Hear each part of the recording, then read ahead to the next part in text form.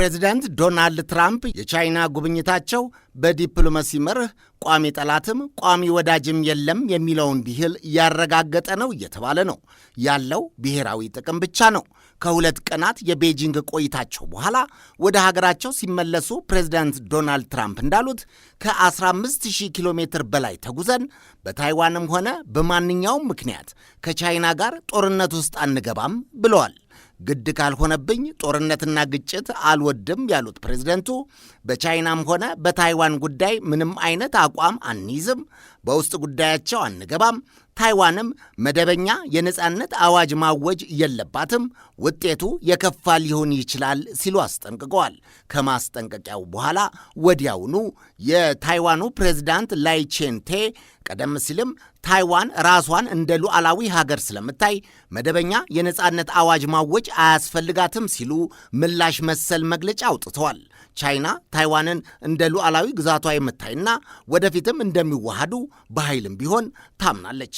በአንድ ቻይና ፖሊሲ ቀደም ሲል የቻይና አካል ወይም ሪፐብሊክ ኦፍ ቻይና በመባል የምትታወቀው ታይዋንን ቤጂንግ የግዛቷ አካልና ወደፊትም አንድ አገር እንደሚሆኑ በጥብቅ ማመን ብቻ ሳይሆን ይህንንም ፖሊሲ የማይቀበል ሀገር እንደ ብሔራዊ ስጋት እንደምታይ ስትናገር ቆይታለች።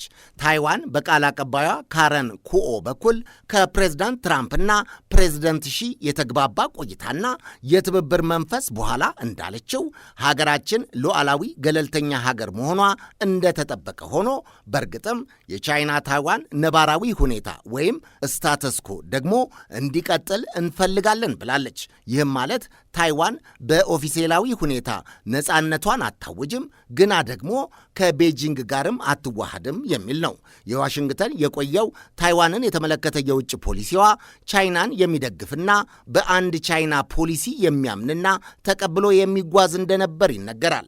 በኋላ ግን ይፋዊ ባልሆነ መንገድ ታይዋንን እንደ ሉዓላዊ ሀገር የመቅረብና ግንኙነትና የንግድ ትስስር የማካሄድ ጸንቶ የቆየ ግንኙነት ነበራቸው። አሁን ከቻይና ጉብኝታቸው በኋላ ፕሬዝደንት ትራምፕ የቀድሞ የአሜሪካ አስተዳደሮችን ቁመና የቀየረ በሚመስል መንገድ በታይዋን የነጻነት ንቅናቄ ማየት እንደማይፈልጉ ከገለጹ በኋላ ወደ ቀደመው የአሜሪካ ቁመና የተመለሱ ይመስላል። ቢያንስ ለጊዜው።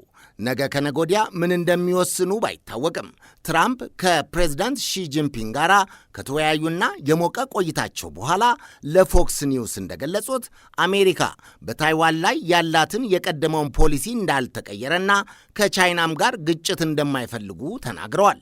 ታዛቢዎች ይሄ አሜሪካ አሁን መለስ ብላ ወደ ዋን ቻይና ፖሊሲ አቀንቃኝነት ተመለሰች ማለት አይደለም ይላሉ። ጉዳዩ ለ10 ዓመታት የዘለቀው የአሜሪካ ውስብስብ የጂኦፖለቲካ ጨዋታና የፕሬዝዳንት ዶናልድ ትራምፕ የግል ጥቅም ተኮር ዲፕሎማሲያዊ አካሄድ ወይም ትራንዛክሽናል ዲፕሎማሲ ጥምረት ውጤት ነው ይላሉ። በአደባባይ አሜሪካ ቻይና ታይዋን የሉዓላዊ ድንበሬ አካል ናት የምትለውን በአቋም ደረጃ ትቀበላለች፣ አክኖሌጅ ታደርጋለች እንጂ አረጋግጣ ተቀብላ ግን አታውቅም፣ ኢንዶርስ አርጋ አታውቅም። ይሄ ወጣ ገባ የፖለቲካና የዲፕሎማሲ አያያዝ ለብሔራዊ ጥቅም በሚውልበት ደረጃ እየተበለተ አገልግሎት ላይ ሲውል ቆይቷል።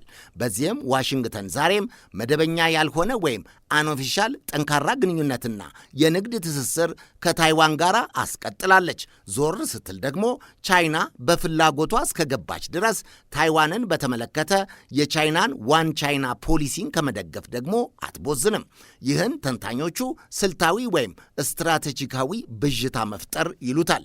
የአሜሪካ ትልቁ የዲፕሎማሲ መሳሪያ ስልታዊ ብዥታ ወይም ስትራቴጂክ አምቢጉቲ መፍጠር ነው የሚለው የቢቢሲው ተንታኝ ሮበርት ግሪንዌል ከጋዜጠኞች ለፕሬዝዳንት ትራምፕ ዛሬ ቻይና ታይዋንን ብትጠቀልል አሜሪካ ጣልቃ ገብታ ትከላከላለች ወይስ ዝም ብላ ታያለች ለሚለው ጥያቄ ትራምፕ ቀይም ጥቁርም ሳይሉ ያለ ምላሽ ማለፋቸው ነው።